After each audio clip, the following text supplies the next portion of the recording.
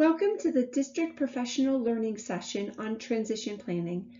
Transition planning is a collaborative, dynamic process that special education leaders must undertake to assist students with disabilities as they approach the end of their secondary schooling and transition to independent living.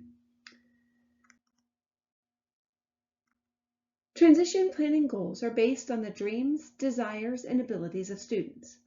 What direction is the student going immediately after high school?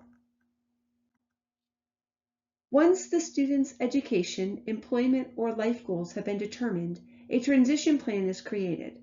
Services are incorporated based on the needs of the child, accounting for strengths, interests, and preferences. These services should incorporate the principles of universal design for learning to be most effective and to prepare all children to the greatest extent possible for independent living.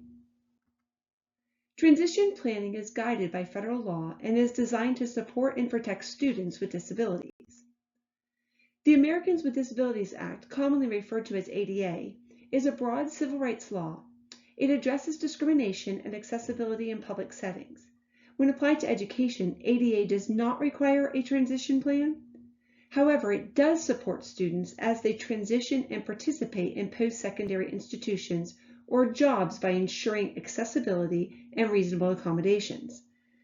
The Individuals with Disabilities Act, commonly referred to as IDEA, is a collection of laws dealing directly with students in the education setting. It is the foundation for special education policies and practices. Under IDEA, educational leaders are required to provide special education services and incorporate a transition plan within the individual education plan of students. For leaders in the school district, both laws are applicable, and best practices should be addressed on the IEP.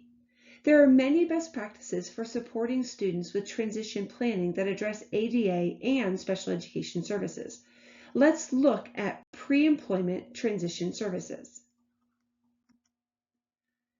A series of best practices for transition planning were codified by federal statute. The Workforce Innovation and Opportunity Act requires schools to supply pre-employment transition services to students with disabilities who are eligible or potentially eligible for vocational rehabilitation services.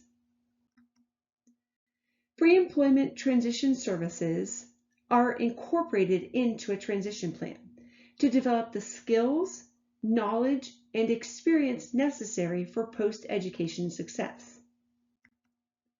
There are 5 aspects of pre-employment transition services. An exploration of these services will reveal effective evidence-based practices that should be considered in transition planning and incorporated with universal design for learning on students' IEPs. Post-secondary educational counseling provides students with academic training, information, and guidance on a variety of post-secondary opportunities, including community colleges, public and private universities, as well as trade and technical schools. A program that has been proven to be effective for post-secondary educational counseling is called Career and Technical Education. CTE is designed to prepare students for success no matter which education route they choose. Career and Technical Education employs evidence-based practices like assistive technology, differentiated instruction, hands-on learning, physical accessibility, and other principles of universal design for learning to accommodate all students with learning difficulties protected under ADA and SPED law. Job exploration counseling provides students with opportunities to gain information about careers. As you can see from this list, there are a plethora of job exploration activities that can be incorporated as part of the student's transition plan. These practices are provided as part of the special education services provided to all children. Research shows that 95% of students with disabilities believe they will have a high-paying job. However, the reality is that just over 50% ever achieve their dream. Work readiness training and work-based learning experience are used in tandem to prepare students to enter the workforce successfully. The goal is to acquire knowledge and skills that can be applied in real work environments, as students develop work-related skills necessary for successful employment. Work readiness program practices target employment skills like literacy and numeracy, soft skills like time management, teamwork, and communication, professional skills like dress codes and punctuality, and explore career choices through explicit instruction in a classroom or school workshop. On the other hand, work-based learning provides real-world experience at a place of employment. These experiences might include career mentoring, informational mock interviews, and internships or apprenticeships.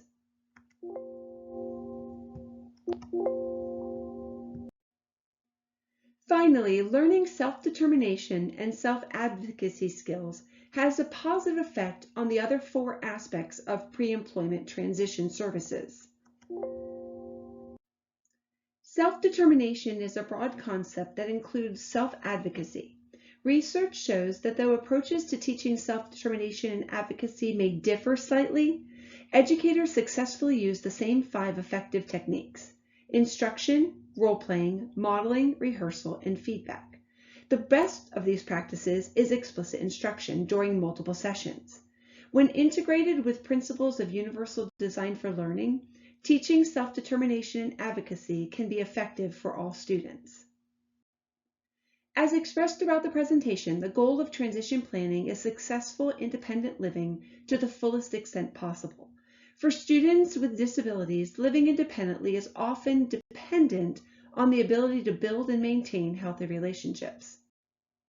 Research shows that the most important relationship for transition planning in secondary schools is the parent-family relationship, and having parents who expect the student to live independently improves student outcomes for independent living.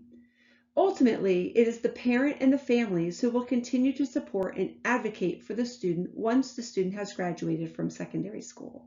Therefore, strengthening parent-family relationships must be a priority.